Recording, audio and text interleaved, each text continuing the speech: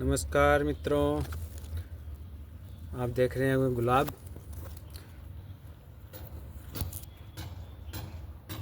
बड भी आई हुई हैं और भी फूल खिलने वाले हैं खूब। लेकिन आज मैं आपको गुलाब पर नहीं, मैं आपको जानकारी देने वाला हूँ गुलदाउदी पर। आप देख रहे हैं पौधे गुलदाउदी के, इनमें खूब बड भी आई हुई हैं। ये मेरे कुछ गुलदाउदी के पौधे हैं।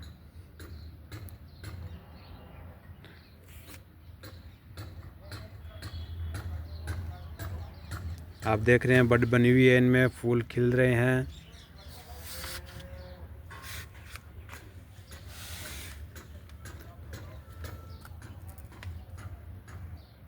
बहुत ही शानदार फूल होते हैं गुलदाउदी के। खूब फूल खिलते हैं इस टाइम पर। नर्सरी में, पार्कों में, जहाँ भी गुलदाउदी के लगे होते हैं, लोगों के घरों में खूब फूल लगे होते हैं उनमें, और भर भर के फूल आए हुए होते हैं। तो कई लोगों ने पूछा कि हमारे पास में गुलदाउदी लगी हुई है, लेकिन उसमें इतने फूल नहीं आते जितने नर्सरी में और उनमें दिखाए हुए होते हैं। जो फ्लावर शो वगैरह में जिस तरह से पूरा फूलों से भरा हुआ होता है, पत्ते दिखाई भी नहीं देते, तो उस तरह से हमारे नहीं आते।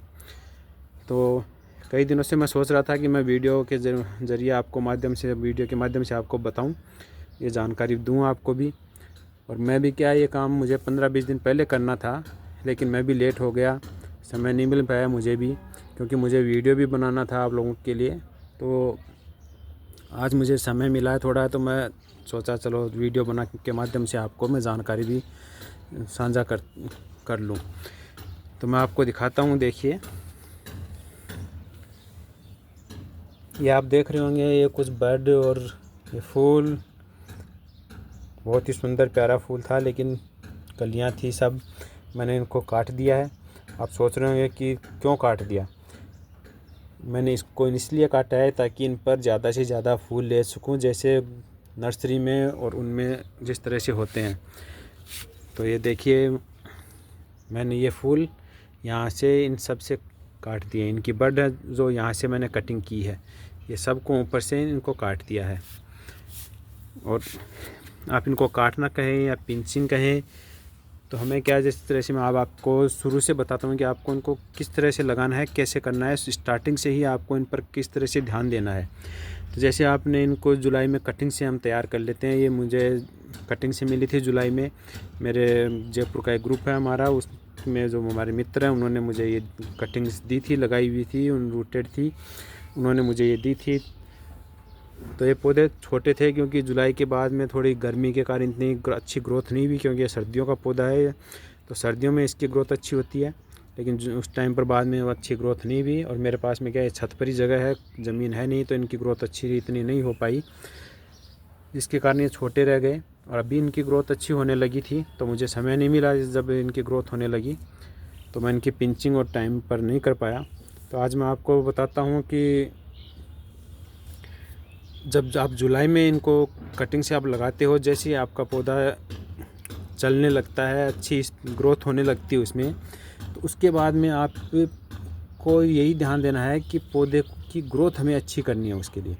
और साथ ही पौधे की ग्रोथ अच्छी तभी होगी जैसे इसमें ब्रांचेज ज़्यादा लेनी है, और जो पत्तियां हैं वो इतनी ग्रीन और अच्छी जिस तरह से होनी चाहिए एक अच्छे पौधे की, जिस तरह से अभी ये है। ये देखिए, ये बिल्कुल बहुत ही अच्छा इसकी ग्रोथ है। और इस तरह से जो नीली सी जो ब्रांचेज आती हैं ये, और मोटी होती हैं, ये वाली बहुत ही अच्छी और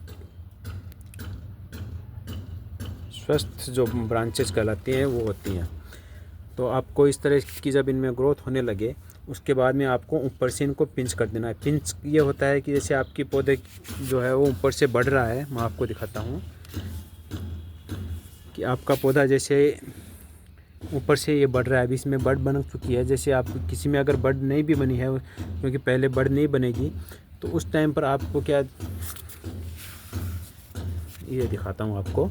जैसे ये है, इसमें ये अभी पौधा बढ़ रहा है, तो इसमें हम क्या करेंगे, यहाँ से इसको पिंच कर देंगे। पिंच मतलब इस तरह से, जिस तरह से जहाँ से नई पत्तियाँ निकल रही है उसके थोड़ा सा नीचे से आपको इस तरह से नाखून से इसको पिंच कर देना है। इस तरह से, ये इस तरह से हमने कर दिया, तो अब क्या होगा कि इसकी जो ऊपर की ग्रोथ है वो रुक गई।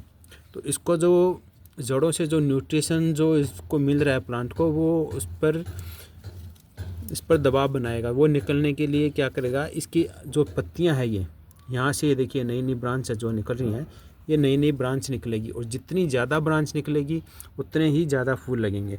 तो क्या जुलाई से जिस तरह से आपने करना शुरू किया, तो जुलाई में जिस तरह से आपने एक बार जुलाई अगस्त में जब आपका पौधा बड़ा हो गया, आपने एक बार पिंचिंग कर दी, उसके बाद में पत्तों के पास से दूसरी ब्रांचेज निकली, उनमें 4-5 पत्ते आ गए, फिर आपने उनकी पिंचिंग कर दी, फिर उनमें से उन जो ब्रांचेज निकली उनकी आपने पिंचिंग कर दी। तो इस तरह से आपका पौधा भी घना हो जाएगा और जितना ज़्यादा ब्रांचेज निकलेगी उतने ही ज़्यादा फिर बड़ बनेगी।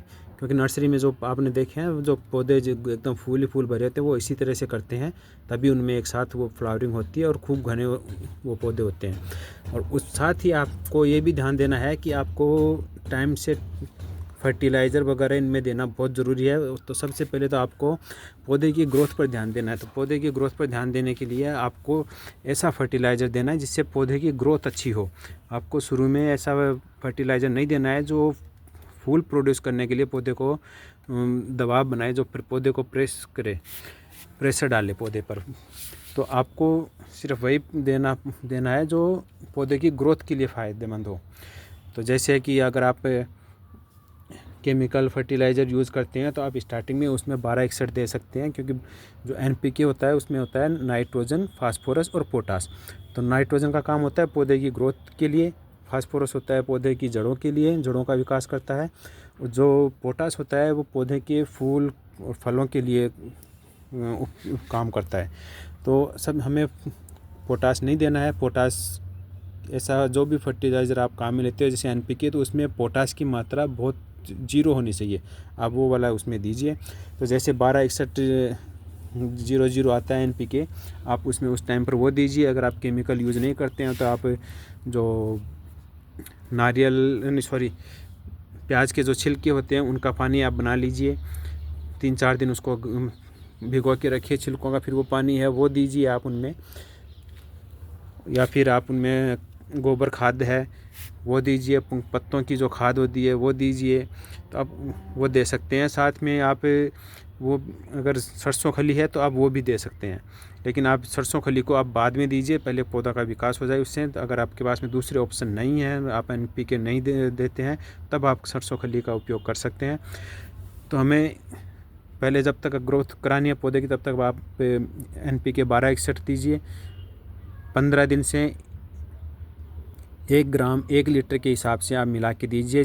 ध्यान रखिए ज़्यादा नहीं देना है आपको, 1 ग्राम 1 लीटर के हिसाब से ही दीजिए, क्योंकि कई बार ज़्यादा देने से पौधा जो है वो मर जाता है। कई लोग जाकर सोचते हैं कि ज़्यादा देंगे तो अच्छा रहेगा, तो आपको 1 या 2 ग्राम, लास्ट 2 ग्राम पर लीटर के हिसाब से दीजिए। उससे ज़्यादा कभी मत दीजिए। आप कम देंगे अच्छा सही है, आपका पौधा चलेगा, लेकिन ज़्यादा देंगे आपका पौधा मर सकता है।